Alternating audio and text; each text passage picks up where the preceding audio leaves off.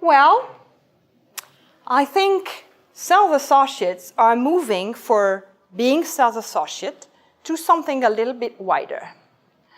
Number one, it's being a personal shopper. When I go in the store like this, I like to have a little story about the product, but I like to have a little conversation. So I like my sales associate to tell me, well, you like verveine. I don't know how to say verveine in English. Verbena. Thank you. You like verbena. You know, this verbena brings whatever, brings, relaxing. And you told me you're traveling a lot. What do you do for your relaxing routine? Type of conversation, and maybe give me a few advice on a little healthcare, or, this little female conversation we love to have. Personal shopper, that's what it means. So, for instance, if I am going into a fashion store, I like to have advice on my way to wear things or accessorize. Second idea is this: pamper and give. What does it mean? You all have your standard operating procedure. You all have the gesture you're asking your sales associate. Help the client with her parcel.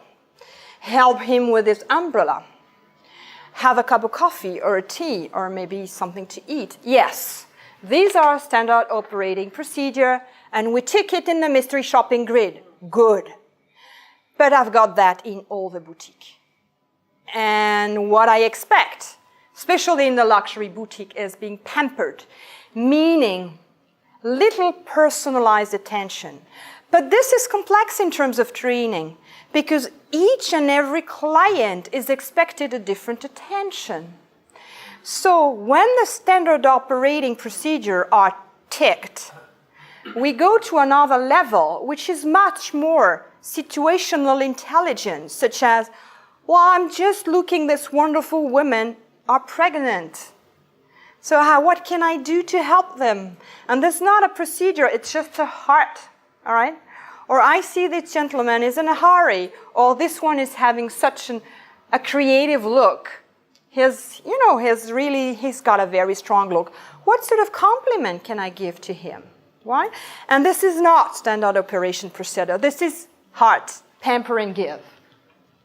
Another idea is create consistency. Why do I use flowers here? It's just that we expect from our sales associate consistency between the brand image, the communication on the different media, on the internet, on the magazine, the events, and what's going on in a point of sale.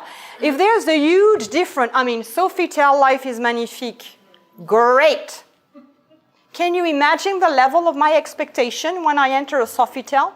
Because for me, life is magnifique is probably different than it means for you. So, yes. All right? So consistency means being sure that everybody understands what it means, life is magnifique. And can say, for me, this is what I'm going to offer. For me as a housekeeper, or for me as a front desk, or for me as a technician. This is what it means, and it's different. Another, and I'll finish that with my second part, is this. It is totally different to be a sales associate and to be able to mingle with a client with a glass of champagne or a glass of orange juice. This has nothing to do in terms of know-how. It needs cultural background. It needs to know what's going on in a city. It needs not to be shy. It needs not to be like this or like this, with not appropriate posture with the client. And this is complex. And then here, and I'll finish with two more ideas, give meaning. And give meaning, what does it mean? It means that this is where we are, and this is the future of retail. You are now more and more into sustainability and social responsibility. So your people, your product, the community you're in, the environment you're in, your clients are aware of that. And so they're expecting from your sales associate to be able to talk about what you're doing. Do you respect the Kimberley Accord if you sell ruby in your high-end jewelry? Do you? Everybody's aware of that. Are your sales associates aware of it?